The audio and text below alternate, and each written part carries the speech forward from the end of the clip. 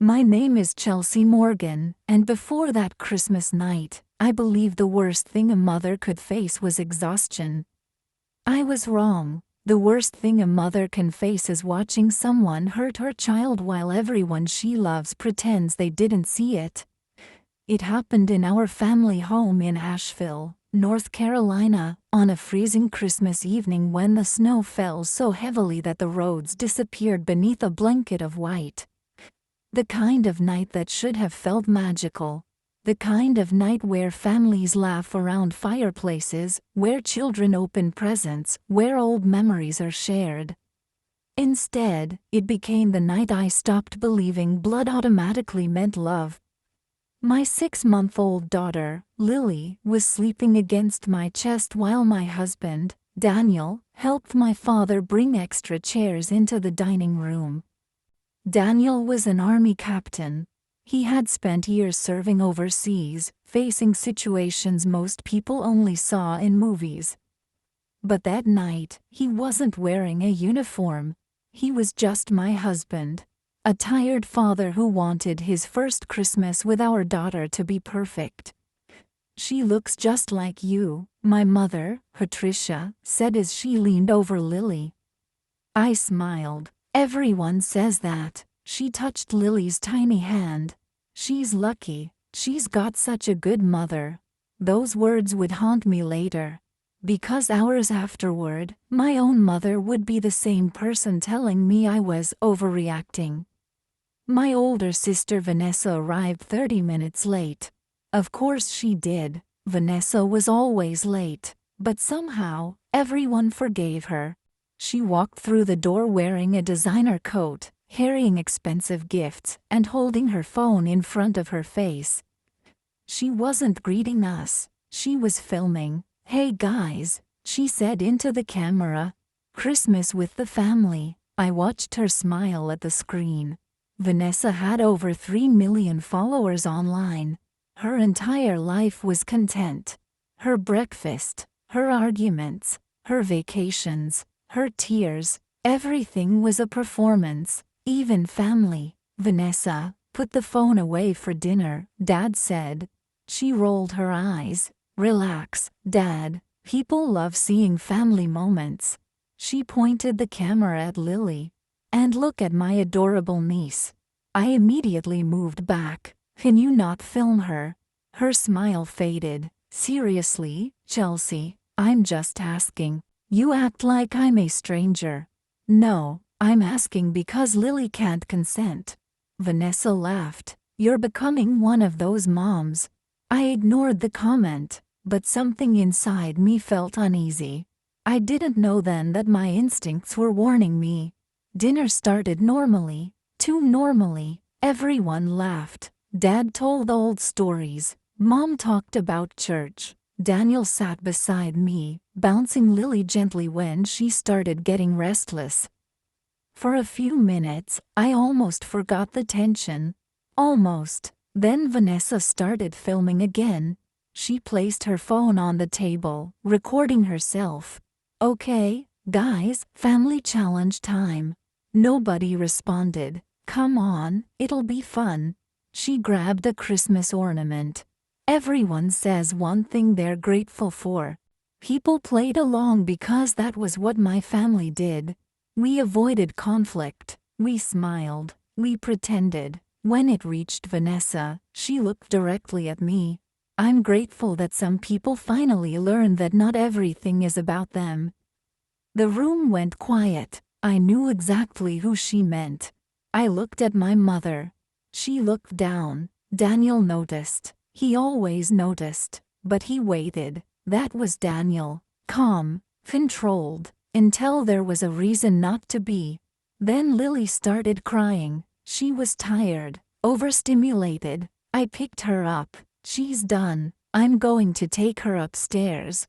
Vanessa suddenly reached for her. "Give her to me." I hesitated. "She's tired." I know babies. I've watched thousands of videos about parenting. I almost laughed. "Almost." "Vanessa, no." Her face changed. A flash of anger. Quick, small, but I saw it. She grabbed Lily anyway, not hard, not enough to scare anyone else, but enough to upset me. Vanessa, what? Give her back. Instead of handing her over, she lifted her phone. She was recording. Look how dramatic Chelsea is being, guys.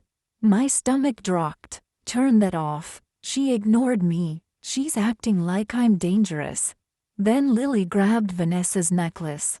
Hard. Vanessa gasped. Oh my God. She pulled back, and before anyone could react, she slapped Lily's hand away. Too hard. The sound was small, but it destroyed the room. Everyone froze. Lily started crying, not normal crying, the terrified cry, the kind a mother recognizes instantly. My entire body went cold. I grabbed my daughter. What did you just do? Vanessa stared at me. I didn't hit her. You did. I moved her hand. You slapped her. My voice shook. The room stayed silent. I looked around. My father, my mother, everyone. Nobody moved. Nobody spoke. And that hurt more than Vanessa's action.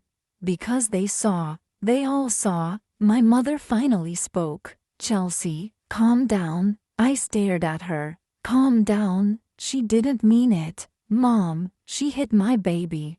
My father's jaw tightened. Chelsea, don't make this into a bigger issue. I couldn't believe what I was hearing. Daniel stood up, slowly, not angry, not yelling, just standing, and somehow that scared everyone more.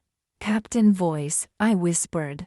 I had heard him use it before, only in serious situations. Daniel looked at Vanessa. Apologize. She laughed. Excuse me. Apologize. This is ridiculous. Daniel stepped closer. You harmed a child. You will apologize. My mother jumped in. Daniel, you're overreacting too.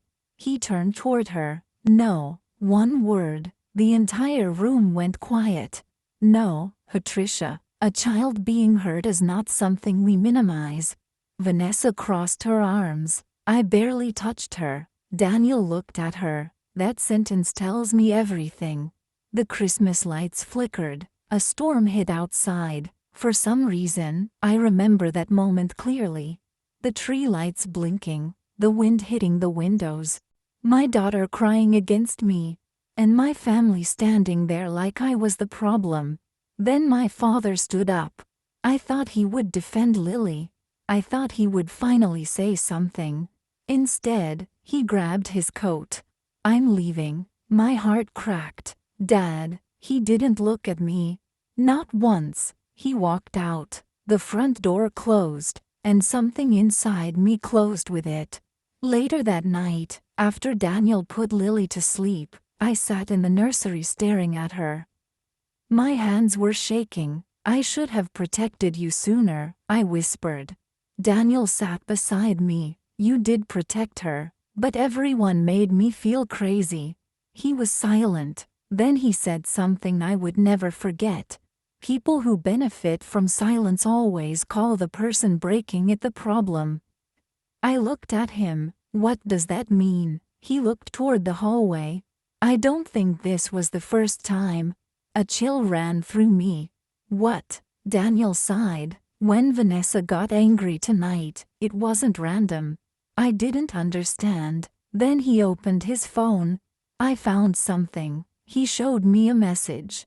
A message from one of Vanessa's old friends. Sent earlier that evening. It said, you need to stop covering for her. Someone will get hurt again. My blood turned cold. Again. Daniel looked at me. I think your family has been hiding something. That night, while snow buried the roads outside, I searched through old memories. Old conversations, old photos, and then I found something strange. A picture from when Vanessa was 17. Her arm was wrapped in a bandage. The caption from my mother said, "Accident in the kitchen, she's clumsy." But I remembered that day. I remembered Vanessa crying. I remembered my father yelling.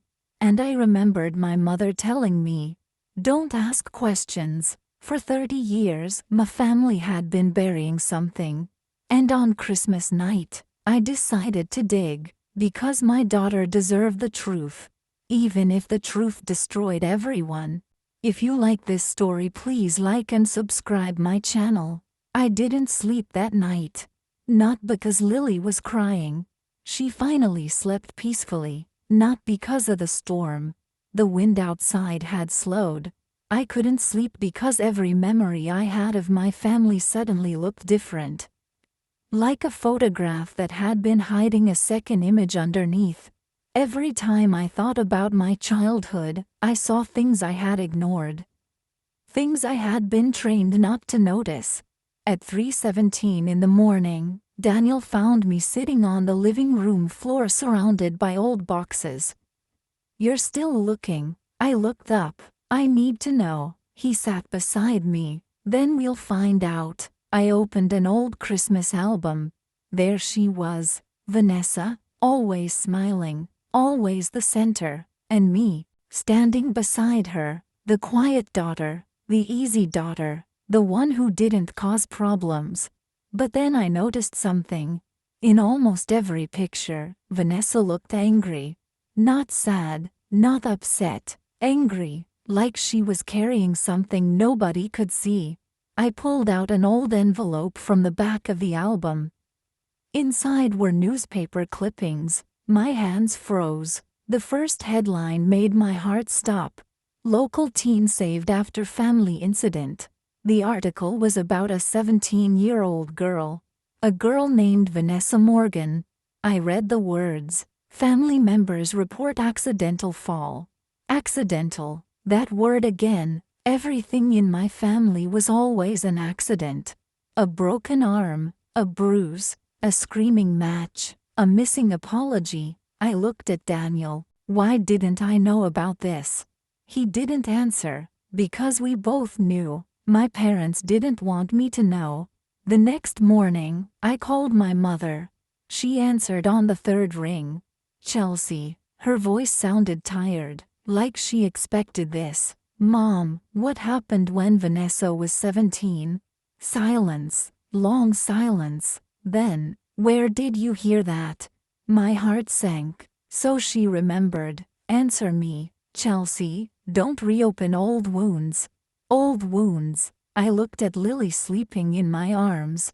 "You told me she was clumsy." My mother sighed. "She was going through a difficult time." "What does that mean?" "It means Vanessa had problems." I laughed bitterly. "Problems? Mom, she hurt my baby." Another silence. Then my mother said the sentence that changed everything. "Your sister needs help." I closed my eyes. She needed help 30 years ago too. My mother didn't respond, and that was my answer. I started investigating, not like a detective, like a sister trying to understand how her family became strangers. I called people from our past. Neighbors, family friends, old classmates. Most refused to talk. Some hung up, but one person answered. My Aunt Linda, my mother's sister. The moment she heard my voice, she started crying. "Chelsea, I wondered when you'd finally ask." My hands went cold. "What do you mean?" she whispered. "Your parents protected Vanessa for years." "From what?" A long pause. Then, "From herself." Aunt Linda told me things I wasn't ready to hear. Vanessa had always been different. Not because she was evil. Because nobody ever held her accountable. Every time she crossed a line, my parents covered it. They paid people to stay quiet. They moved her to another school. They told everyone she was misunderstood, and every time, she learned one lesson. There were no consequences. "But why?" I asked. My aunt's voice broke. "Because your parents were afraid of losing her." I looked at Lily, and they were willing to lose me. My aunt didn't answer, because she knew. Yes, that was exactly what happened.